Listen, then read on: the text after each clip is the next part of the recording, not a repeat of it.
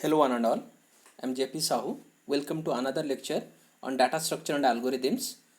Today we are going to discuss stack operations. Let's continue. From our previous lecture, we already discussed that stack is an ordered list of same type of elements. It is a linear list where all insertions and deletions are performed only at one end of the list called as top of the stack. We see that all insertions and deletions take place at the same end. So the last element to be added to the stack will be the first element to be removed from the stack. So we can take example of this deck of cards, pile of plates and stack of books, where we can only add or remove at the top of the stack. And we also followed that when a stack is created, the stack base or bottom of the stack remains fixed, while the stack top changes while we add or remove elements.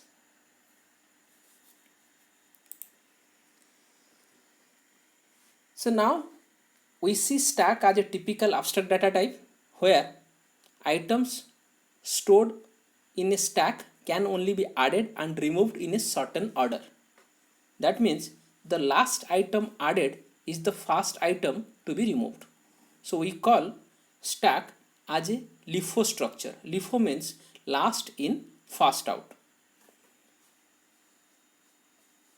So in a stack, when an element is added, this addition operation is called as push operation.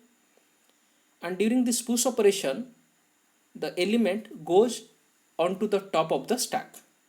When an element is deleted, we call it a pop operation, and the deletion goes out from the top of the stack.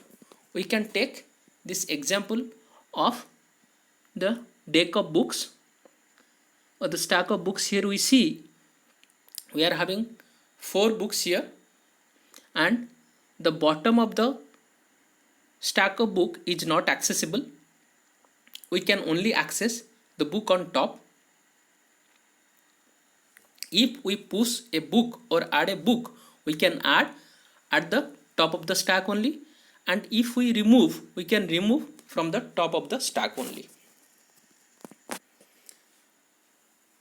So in this definition of LIFO structure, we have not specified that how items are stored, how items are pushed and popped. We have only specified the valid operations that can be performed. Let's have a look on the operation that can be performed on stack. The various operations that can be performed. The first one is push operation to insert element onto the stack, then pop to delete element from the stack, then pick or display to display top element of the stack. So picking means we pick the top element. When we display all the elements. So there is a very particular difference between pick and display. Then is full. Is full checks whether the stack is full. Is empty checks whether the stack is empty. So in this particular example given here, we see a stack with bottom element 10, then 20 on top of it, then 30 being at the top of the stack. So when we perform push or pop operation, so we perform at the top. So if we add element on top of 30. If we remove the top element 30. And if we pick the 30 element, and if we display all 10, 20 and 30. And here is full goes false because the stack is not full. Is empty is also goes false because the stack is not empty. Let's consider an ideal case for push operation. Here we have a deck of blue discs. If we want to push this red disc, we have to add it only at the top of the stack. So Here we see the stack of these blue disks allow one more disk to be added only at the top of the stack. Let's consider with example.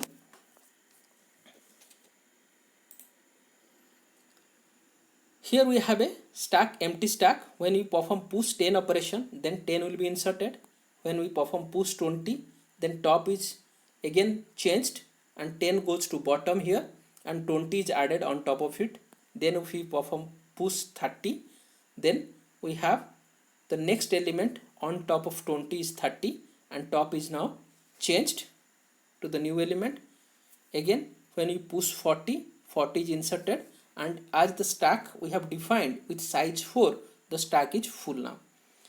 So the size is fixed as 4 means this is a static representation. We cannot add more element beyond the size of the stack.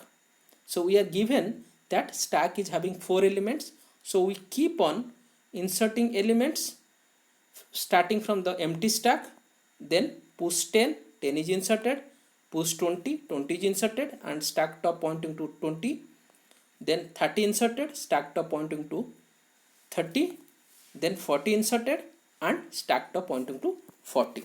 So this is how the fixed size stack is observed as full. Next we'll follow the pop operation on the stack. So pop operation is there to delete element from the stack. Let's consider this particular example of stack of disks. We have 3 blue disks at bottom and the red disk on top of it. To perform the pop operation or deletion operation, that can be done from the top only. So if we have to remove element, we can only remove from the top.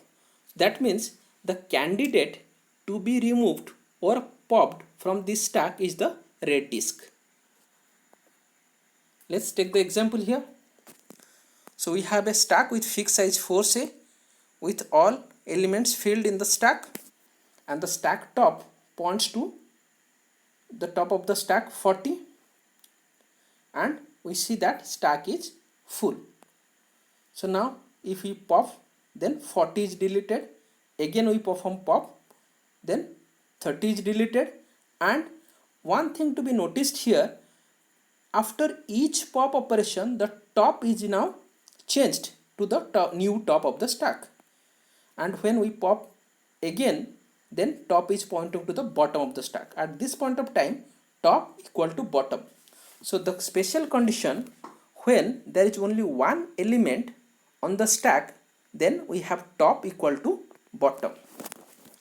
So when we delete or pop the only element, we have stack with no element left with us, and it leads to empty condition.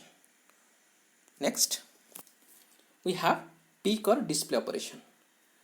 So pick or display operation is to display top element of the stack or the entire stack. We'll see how. It is used to retrieve or fetch the first element of the stack or element present in the top of the stack, because top is the only pointer where we can insert or delete or access. The element retrieved does not get deleted or removed from the stack. If we want to display all the elements of the stack, then we need to pick and pop each element of the stack till the stack is empty. So now pick operation only access the top element, but display we have to keep on popping actually, because without popping the elements out of the stack we cannot access the elements till the bottom. So displaying the display operation on a stack is not encouraged. So we perform pick operation in real time. Beyond this inherent attribute of stack associated with top, we can traverse the elements one by one from top till the bottom of the stack. That means till the stack is empty to display the stack element. But this approach is implementation dependent and distinct for static as well as dynamic implementation. So we'll see how to display in our future lecture. So now the next operation is stack is full versus stack is empty. So stack is full operation is there to check whether the stack is full. So now if we have a variable is empty equal to true, then stack is empty. If is full equal to true, then stack is full. So now this is full and is empty operations are required as allied operation to other crucial operations like push pop.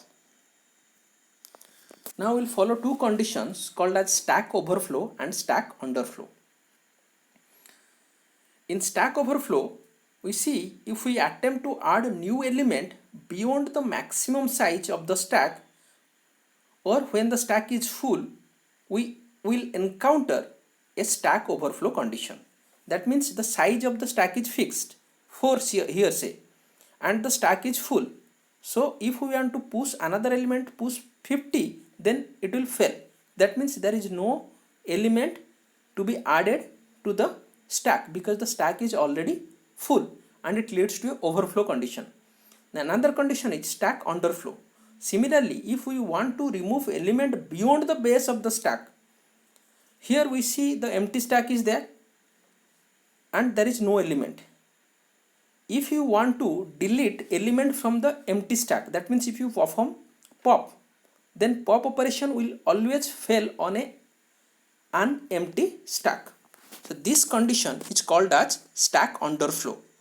So during stack overflow is full equal to true, and during stack underflow is empty equal to true. So this observation we have made on a stack with fixed size. This is the static representation of the stack. We will discuss later on all these operations with implementation details. Thank you very much. See you in the next lecture.